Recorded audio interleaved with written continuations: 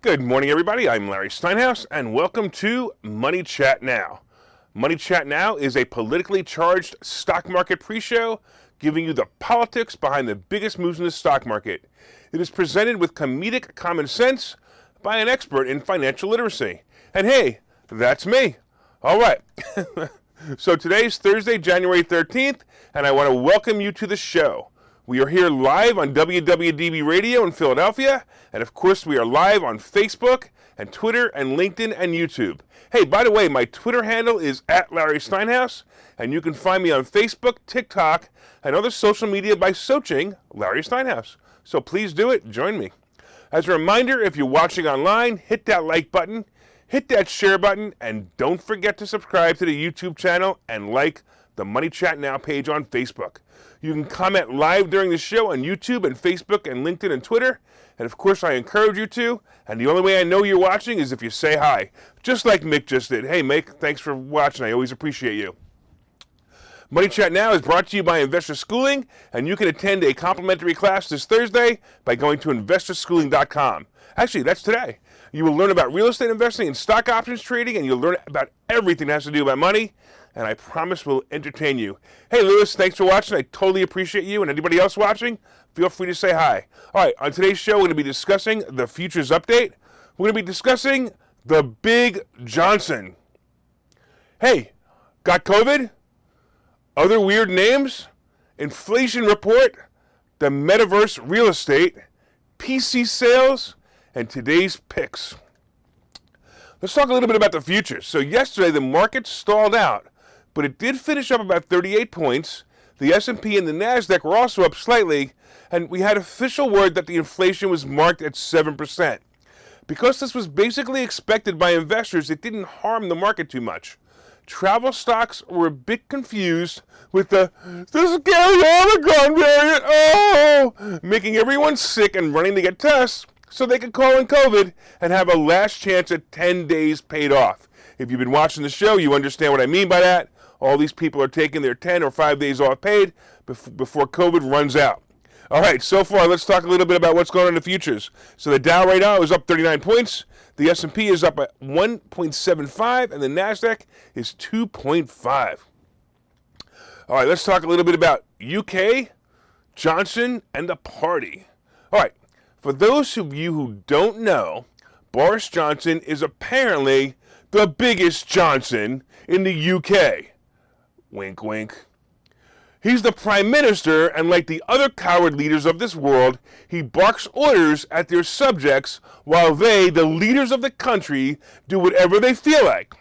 So the Big Johnson has told his subjects that they cannot have meetings of more than 2 people to prevent the spread of COVID. Well, first of all, this is bad enough, and of course only a Big Johnson would have the balls to make such demands from freedom-loving people, but check this out. The Big Johnson, right after making an announcement reminding his subjects about the 2-person meeting policy, attended a party with over 100 people. That's right. The Big Johnson actually apologized to his unruly citizens about attending this event when his competition, Keir Starmer, the leader of the opposition Labour Party, accused the Big Johnson of months of deceit and deception. And basically it led to calls and urging the Prime Minister to do the decent thing and resign. Yes, Big Johnson, pull it back in and go home. You don't deserve to let it all hang out with other people. You're a fraud and a liar, just like the other Johnsons in the world. You, Big Johnson, President Poopy Pants, and Macron, I wonder what we can make fun about him. I know it's Macron, but Macron sounds more fun. Anyway, Big Johnson, President Poopy Pants, and Macron should all go to an island together and party there. Hey, I heard Epstein's Island was for sale, and they obviously know the way there, so they should go there. All right, what was Big Johnson's excuse? He thought he was attending a work event. No, really, this is what he said to the press. I thought I was attending a work event, so I thought it was okay. Dude, you were used by the people at work. They knew if they invited you, no one would complain or break up the party. You know, like when you have a big bash at your house and you invite the neighbors, even the ones you don't like, just so they don't call the cops. Just another example of do as I say and not as I do. Well, Big Johnson, hopefully you'll keep your trap zipped up in the future, and maybe someone who really cares about the people in the UK will replace you soon. I had to laugh because in the article it pointed out how much of a Big Johnson they said Big Johnson was, and they stated this quote, but Johnson's biggest asset remains his uncanny ability to bounce back. My question is there going to be enough Viagra to keep Big Johnson, Big Johnson? Hey, Bill, I want to say hi. And hi, Lou. And hey, Jane, thanks so much for watching. All right, let's talk about COVID. All right, in case you haven't been aware, there's a strange cold going around. Some call it COVID and others call it Omicron. Either way, it's like the Blondie song. One way or another, it's going to find you. It's going to get you. It's going to get you. One day, maybe next week, it's going to get you. I am such a bad singer. I cannot believe I'm listening to myself in the headphones going, Larry, shh. And basically, you won't be able to give it the slip, right? At least this is what Acting Food and Drug Administration Commissioner Dr. Janet Woodcock has stated. Seriously, after I just did that whole bit on Big Johnson, this woman's name is Woodcock? No, I didn't make it up. Woodcock said it's hard to process what's exactly happening right now, which is most people are going to get COVID. She said in the testimony before a Senate hearing committee, basically, of course, as everyone else is reporting, Omicron is not as dangerous as the original COVID-19 virus, and most people have mild symptoms. I'm pretty convinced that I've been experiencing these symptoms all week. If you've been listening to the show, you've heard me coughing, and you could tell, and actually my voice is getting better. But I got to tell you, I've had colds that were much worse than this. And, really, except for the cough and the headaches, I'm relatively fine. The real problem is that so many people have now been conditioned to fear this thing, and others have basically learned how to take advantage of calling in COVID just for the payday off, that we're hearing a severe worker shortage. Look, I discussed this yesterday when I talked about supermarkets being empty and because of basically the lack of workers. But now we have hospitals short-staffed as well. Not only do we have people in hospitals calling in COVID, but with the Supreme Leader Gestapo Joe's mandate, the hospitals had to let about 10% of their staff go due to what the staff considered medical freedom. Those dirty anti-vaxxers. Oh, how dare they? By the way, here are some of my favorite people who have been tested positive with COVID. Chicago Mayor Lori Lightfoot, who is fully vaccinated and boosted, tested positive. West Virginia Governor Jim Justice, fully vaccinated and boosted, tested positive. Sean Castine, Illinois representative, fully vaccinated and boosted, tested positive. Young Kim, California representative, fully vaccinated and boosted, tested positive. Of course, we have Elizabeth Warren and Cory Booker, both fully vaccinated and both boosted, and both tested positive. But my all-time favorite has to be AOC, who also tested positive for COVID after being fully vaccinated and boosted. But she has an excuse. She went to Florida and probably got it there while she enjoyed good old American freedom. Ugh. By the way, did you get it yet? Do you have it yet? Do you have COVID? Let me know if you have COVID. Let me know in the comments if you've been tested or if you even bothered getting tested. Hey, Sal, I want to say hi. Hey, Jose, I want to say hi too. And he's loving it when I go, the scary Omicron variant. Oh! All right. So I just couldn't get serious after writing those two articles. So I decided that I was going to Google weird politician names just for the fun of it. All right, so this is what I came up with. Here are some of the all-time weirdest political names in history, and they're basically in no particular order. So the first is Ben Bushyhead. Yep, he ran for county commissioner in North Carolina. And I got to tell you something. I actually saw a picture of this guy, and frankly, he was named accordingly. The next one is Dick Sweet, former House of Representatives from New Hampshire. And I'm kind of wondering if he was the reason why most job applications stop asking for last name first. We also have Young Boozer, and he is the current state treasurer of Alabama. I don't know, is there a drinking problem in Alabama or something? We also have Ryan Fatman, a current member of the Massachusetts House of Representatives. And by the way, any politician named Fatman, in my opinion, is appropriately named. We have, yes, Crystal Ball. By the way, that's Crystal with a K, not a C, but her parents definitely were being kind by naming her with a K. All right. Anyway, she ran for Congress in 2010. Check this out. We have Twinkle Kavanaugh, no relation to Bill watching, of course, and she's the current president of the Alabama Public Service Commission. Twinkle, really? All right, ready for this one? Frank Schmuck is the precinct committee man in Arizona. By the way, when I was a kid, I was told by my mother that schmuck is a dirty word. I gotta be honest, I'll bet his haters just call him by his real name. Timothy Shotwell is a sheriff in Washington. Good thing he is. This one made me chuckle. Janet Lawless is a judge in Michigan. Now, there's also Dick Ball of the House of Representatives. Kinky Friedman ran for governor of Texas in 2006. Harry Balls, don't say that wrong, was mayor of Fort Wayne, Indiana. Bill Boner was the mayor of Nashville. And only in San Francisco can somebody named, ready? In San Francisco, she was named Sister Boom Boom, and she ran for the Board of Supervisor. I'm going to end this segment with Tiny Cox, who was a senator in the Netherlands. I'll see you in a minute.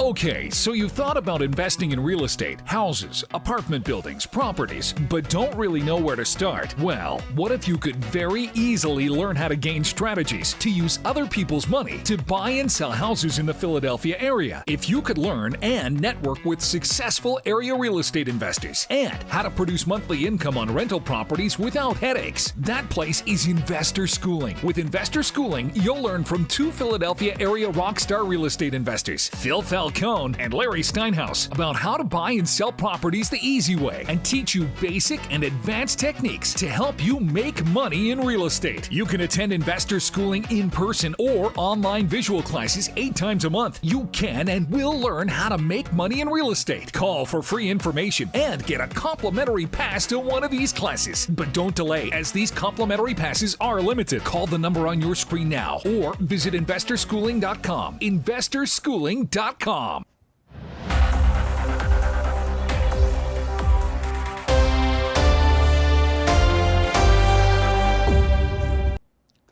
All right, welcome back to Money Chat Now. I'm your host, Larry Steinhouse.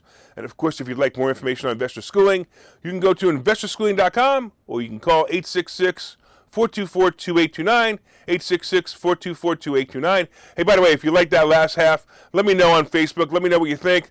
I thought that was a very fun 8th grade humor segment.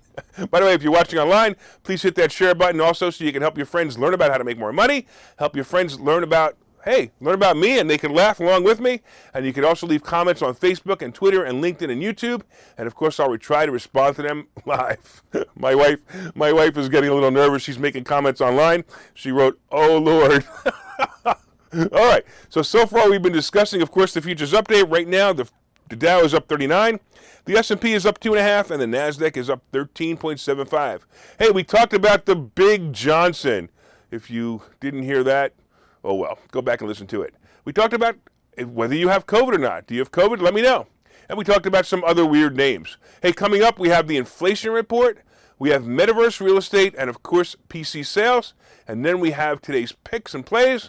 But first, hey, did you guys hit that like button yet? Did you guys hit that share button yet? Are you still watching, or was I thrown off the air? Let me know. Don't forget to leave comments on Facebook and LinkedIn and YouTube. And, of course, if you're listening on WWDB Radio, be sure and set a preset to this station and listen every day at 7:30. All right, also look up the Money Chat Now page on Facebook. And also, if you want to, look me up on Facebook at Larry Steinhouse, on Twitter at Larry Steinhouse, TikTok, etc. Let's get into the second half. So let's talk about inflation. So really, there's nothing new here. You know, all we know basically about is that there are high prices about just about everything. And, you know, inflation plowed ahead at its fastest 12-month pace in nearly 40 years during December. The data was released yesterday, and both Wall Street and Main Street was basically not surprised. The Consumer Price Index simply is a measurement of average prices in certain categories year over year. So the increase from last year was 7% across the categories. This move was the fastest increase since June 1982. You Yeah, look, we all know that the underlying cause is coming from a shortage of goods and workers, and basically, of course, the money that the government flooded the economy with. Here's a breakdown of some of the important price increases. So shelter costs, which basically make up 1/3 of the total, being rent and housing, rose actually just under 0.5% for the month and 4.1% for the year. That was the fastest pace since February 2007. Uh-oh. I was just thinking about what happened the following year. It's kind of making me nervous. So used vehicles are hitting the average increases of about 37.3% from a year ago. And December alone, it was up 3.5%. I got to tell you, my old MGB is going to be gold soon. Gasoline, Biden did that, is up 49% for the year, but it was down a touch in December as the scary Omicron variant made oil producers nervous for part of the month. Gas was actually down 0.4% at the pumps in December, and of course food prices rose 0.5%, I should say, for December, and we're up 6.3% on a 12-month basis. Now this is interesting too. That was also the biggest rise since October 2008. There's that year again. Ugh. So we all know that the Fed is going to raise interest rates and try to slow it down. This is all happening as the government lowers incentives and payouts to the citizens as rent and mortgage moratoriums have all ended. Look, could this be the perfect storm for recession or depression? It definitely has possibilities, so I'm going to say be prepared for it. And I've said this over and over again, best way is to have cash and lines of credit open available for when everyone else doesn't. Expect 3 to 4 interest rate hikes next year as promised by the Fed chair, and also expect a change in buying habits of many, right?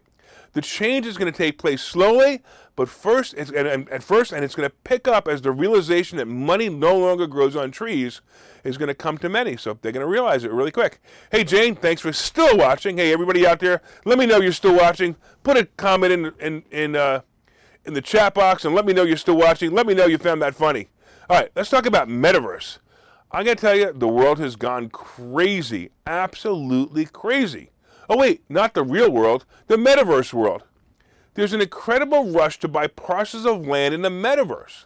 Now, I'm reading reports of people buying, ready, digital islands for $15,000.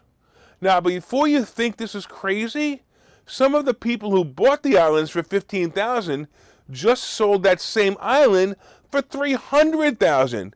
For $300,000, you could buy an average house in the real world. In the Metaverse, you can become an avatar, basically, that looks like a character from an old video game, and you can walk through the land, enter digital stores, even watch concerts. And you can even interact with others in the Metaverse without the fear of the scary Omicron variant. Oh! And believe it or not, you can actually put on a mask on your avatar to make yourself feel safe. No joke. I put on my Oculus and I saw people wearing masks in there. I'm like, what? Anyway, if you're considering an investment in the Metaverse, I would highly recommend you use the money that you don't care about, or you don't care to lose. Look, remember, not only do you have to buy the land, but you actually have to build on it. That's right, you have to build on it. You need to buy virtual materials and hire virtual contractors to build on your virtual land, just like in real estate. Virtual real estate is all about location, right? So recently, someone paid $450,000 for a plot of virtual land to be neighbors with Snoop Dogg. Crazy, right? I don't know. We're going to see how this plays out. Let's talk quickly about PC sales.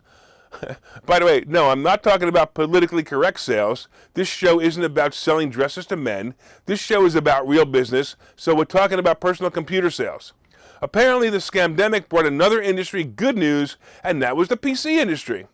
With so many people working from home, children staying home, and offices closing, many workers needed to have multiple PCs in their house. And basically, this caused the PC market to grow 14.8% in 2021. The largest number of desktops, laptops, workstations was shipped in a single year since 2012. It's interesting to note that many consumers were moving towards personal devices and PC sales and PCs. When PCs wait, okay, let's do this one more time. It was interesting to note that many consumers were moving towards personal devices such as smartphones and laptops. I'm sorry, not laptops, but tablets, and PC sales dropped to the lowest point in 2017. I often wondered why people were ignoring the PC. Yes, I understand the convenience of a smart device, but the PC is so much easier to read and spread out information. As for me, I have so many PCs that I have one in every room except for the bathroom. But that's okay because I bring my smartphone in there with me. Think about that the next time you kind of ask someone to use someone's phone. I'll leave you with that thought as we go and take a break. Okay, so you've thought about investing in real estate, houses, apartment buildings, properties, but don't really know where to start? Well, what if you could very easily learn how to gain strategies to use other people's money to buy and sell houses in the Philadelphia area? If you could learn and network with successful area real estate investors and how to produce monthly income on rental properties without headaches, that place is Investor Schooling. With Investor Schooling, you'll learn from two Philadelphia area rockstar real estate investors, Phil Falcone and Larry Steinhouse, about how to buy and sell properties the easy way and teach you basic and advanced techniques to help you make money in real estate. You can attend Investor Schooling in person or online visual classes 8 times a month. You can and will learn how to make money in real estate. Call for free information and get a complimentary pass to one of these classes. But don't delay, as these complimentary passes are limited. Call the number on your screen now or visit investorschooling.com. investorschooling.com.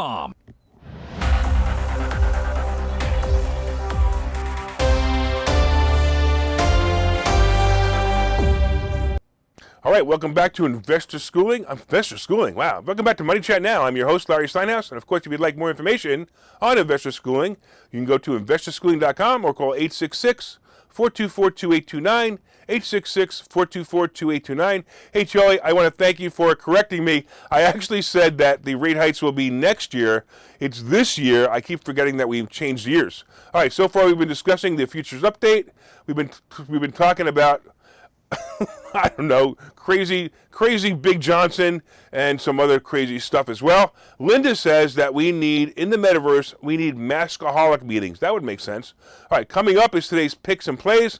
But first, did you hit the like button? Did you hit the share button? Hey, let everyone know what great stocks plays are coming up by sharing this information. You can share on your page or in groups that you feel will benefit from great plays. And of course, you can leave comments on Facebook and Twitter and YouTube. Hey, if you're listening once again on WWDB Radio, set one of your presets to this channel and listen every day at 7:30 for all you need to know about the politics behind the stock market and maybe even get a good laugh. All right, at the end of the show yesterday, I mentioned that I thought the market was going to kind of take a breather, and it looks like that's what happened. The market digested the CPI report, and since it fell into the predicted numbers, this kept the market from overreacting in either direction. It looked like the energy stocks ruled the market yesterday, and I'm kind of sure that means higher gas prices next month. So make sure you get your I did that Biden stickers ready to post. Boeing moved up above 220, and then it settled back a minute. I got to tell you, I like this play, and I think it has legs. No, wait, I guess it has wings. All right. Anyway, I'm still on the other travel stocks, and I believe these are the hot plays. Coinbase is also a play as the crypto market is starting to inch up again. Meta and Apple will crush in earnings, so watch for this. And by the way, tomorrow's the kickoff for earnings seasons, and it'll be red hot. Banks are going to be first to report. But I also have to say one thing. I don't like it. I don't like it when they report on Friday because there's no real momentum going into the new week. Also, I don't know if you know, but here's something interesting. Delta reported earnings this morning, and they basically it was a pretty good earnings report, and it was also a pretty good forward-looking report, which is going to bring the airline stocks up today. I actually would expect Delta, I would expect airlines, American Airlines, and I would expect all the airlines to move up today. Crypto is also inching back a bit, but it's still a far cry from the highs as we saw a few months ago. First of all, crypto, let's see. So crypto is right Bitcoin is right under 44,000. Ethereum is right under 3,300. Well, actually, right under 3,400. And of course, I don't know, my Shiba. If you guys are in Shiba, let me know. My Shiba is right around, I think it was right around 31 millionth of a cent. Gold and silver is still not doing much. And I'm going to tell you, I've said this before, I think that might be a good thing that gold and silver isn't doing much. I'd like to see it move up, of course, but it's moving up slightly. It's right now it's 18.24. Silver is at 23.27. So I think it might actually start to move up a little bit. But as you know, silver and gold are good to hold, especially when inflation takes off and interest rates rise. So it's going to be kind of an inflation interest rates rise thing, and the gold's going to take off. Do it. Buy some. I suggest it. Okay, what's next? So the Treasury Bond, right now the Treasury Bond, and that's a big indicator of what's going on in the NASDAQ. So we need to know what's going on with the NASDAQ. The Treasury Bond right now is 1.74.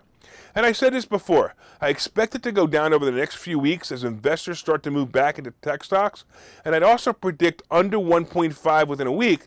However, I also expect it to basically range up into about 1.5 to 1.75. And this is going to be good because the investors are going to get used to it. It's not going to be a problem anymore. So we'll be able to predict it more, and we'll be able to see that it won't be threatening the stock market as much. So these are some good plays. I would start looking at some NASDAQ stocks. Once again, hey, listen, I'm going to ask you guys, did you guys order my book yet? So my book is called Money Hacks. You can go once again to barnesandnoble.com, look up Larry Steinhouse, order Money Hacks, and you pre-order it. I totally appreciate it. And I want to thank all the listeners on WWDB Radio in Philadelphia for still listening. I want to thank you for your continued support. And of course, reach out. Let me know what you think of the show. You can leave comments on the WWDB fan page on Facebook.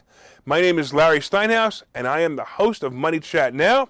And of course, from time to time, I own some of the stocks and options discussed in this show. And of course, no one has asked me to make these opinions. I make these opinions myself. I write it every day, and it's all about me. All right, so make sure you tune in tomorrow at 7:30. And have a profitable day.